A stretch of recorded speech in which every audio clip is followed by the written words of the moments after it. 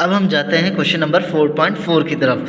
जैसे कि सब मेरे साथ देखें, 4.4 में लिखा हुआ है a 2 gram bullet is fired from a 800 gram pistol with speed of 50 metre per second. What is the speed of the recoil of the pistol. उसने हमें कहा कि एक 2 ग्राम की बुलेट है जो फायर हुई है एक 800 ग्राम की पिस्टल से, उसकी स्पीड हुई है 50 metre per second. What is the speed of the recoil of the pistol. तो हमें क्या बताना है कि रिकॉयल ऑफ द पिस्टल, यानी recoil of the pistol, pistol किस स्पीड से रिकॉयल हुआ, पीछे की तरफ आया। अब सॉल्यूशन डेटा बनाते हैं। मास ऑफ बुलेट उसने हमें दिया हुआ है 2 ग्राम, तो 2 मास दिए हुए हैं इसलिए m1। Mass of bullet m1 इतना दिया है 2 ग्राम। मास का यूनिट होता है किलोग्राम। ग्राम को किलोग्राम में कन्वर्ट कराने के लिए हमने उसको डिवाइड किया है 1000 से। क्यों कराया? क्योंकि 1 किलोग्राम में 1000 ग्राम होते हैं, इसलिए 2 को जब हम डिवाइड कराएंगे 1000 से तो उसका आंसर आएगा 0.002 kg।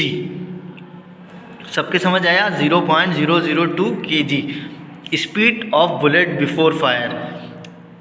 स्पीड ऑफ बुलेट, गोली की रफ्तार फायर होने से पहले क्या थी, सबको पता है। इनिशियल वेलोसिटी हुई इसकी, इनिशियल वेलोसिटी को हमने जाहिर किया u1 से, क्या थी 0, क्योंकि वो मूवमेंट में नहीं थी, रेस्ट की हालत में थी, इसलिए 0। Speed of bullet after fire, जब वो बुलेट फायर हो गया तो हमें उसने दिखाया कितनी दी हुई है उसने स्पीड उसकी 50 मीटर पर सेकेंड। तो उसकी इनिशियल वेलोसिटी आफ्टर फायर के बाद क्या हुई, v1 50 metre per second. Mass of pistol, उसने हमें मास ऑफ पिस्टल दिया हुआ है, यहाँ पे दूसरा मास आ गया तो इसलिए m2। यहाँ पे भी इसने हमें ग्राम में दिया हुआ है 800 ग्राम, इसको भी हम किलोग्राम में कन्वर्ट कराएंगे डिवाइडेड बाय 1000, तो ये हो जाएगा 0.8 kg। ये सबके समझ आ गया होगा उम्मीद है। अब speed of pistol before fire, fire करने से पहले पिस्टल की स्पीड क्या थी। जाहिर है सबको मालूम है कोई स्पीड नहीं थी, क्योंकि पिस्टल रेस्ट की हालत में थी, इसलिए उसकी स्पीड 0।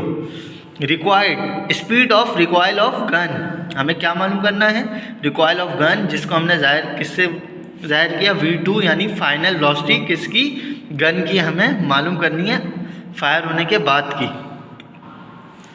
तो फॉर्मूला लगाते हैं यहाँ पे, the total momentum of before fire किसके बराबर होता है, the total momentum of before collision किसके बराबर है, m1 u1 plus m2 u2 के। m1 दिया हुआ था 0.02 मल्टीप्लाइड बाय 0, u1 कितना दिया हुआ था 0, प्लस किस साइन फार्मूले की, फिर m2 दिया हुआ था 0.8 और u2 कितना दिया हुआ है 0, तो यहाँ पे क्या लिखा, मल्टीप्लाइड बाय 0। जब 0 से किसी भी चीज़ को मल्टीप्लाई कराएं तो वो रिटर्न 0 ही आ जाता है, इसलिए the total momentum before fire किसके बराबर हुआ, 0 के। दूसरी चीज़ देखें क्या लिखी हुई है, the total momentum of after fire. अब कहानी है आफ्टर फायर की, m1 v1 plus m2 v2, क्योंकि आफ्टर कोलिजन की बात हुई है। 0.002 m1 दिया हुआ था, जब फायर हो चुका था तो गोली की इनिशियल वेलोसिटी क्या हुई, 50 metre per second. 0.02 multiply by 50 plus 0.8 और v2 हमें मालूम करना है। तो जब 0.02 मल्टीप्लाई कराया 50 से तो हमारा आंसर आया 0.1 प्लस 0.8 v2, ऐसे ही रहा। Now according to law of conservation of momentum, law of conservation of momentum के तहत total momentum of before fire, यानी total momentum of before collision और total momentum of after collision हमेशा बराबर होता है। तो हमने उसको इसी सीक्वेंस में लिखा, m1 u1 plus m2 u2 is equals to m1 v1 plus m2 v2। Total momentum of before fire हमने निकाला था किसके, 0 के, हमने यहाँ लिख दिया 0 इज इक्वल्स टू, दूसरी चीज़ हमने निकाली थी total momentum of after fire, क्या निकाला था 0.1 प्लस 0.8 v2, उसको हमने यहाँ लिख दिया। 0 तो सिरे से कैंसिल हो गया बिल्कुल। अब 0.1 इधर पॉजिटिव है, इधर आके नेगेटिव। जैसे कि आप सब देख रहे हैं 0.1 को मैंने ट्रैवल कराया इक्वल्स टू के उस तरफ, वो आ गया नेगेटिव में। 0.8 V2 इज इक्वल्स टू 0.1। हमें मालूम करना है V2 को अकेला करने के लिए क्या करना पड़ेगा, 0.8 उसके साथ मल्टीप्लाई हो रहा है, वो उसको उधर ले जाएंगे तो वो डिवाइड हो जाएगा। V2 अकेला हुआ माइनस का 0.1 डिवाइडेड बाय 0.8, तो V2 इज इक्वल्स टू, जब 0.1 को 0.8 से मल्टीप्लाई कराया तो आंसर आया 0.125। माइनस की साइन मत भूलिएगा क्योंकि माइनस चलता हुआ आ रहा है।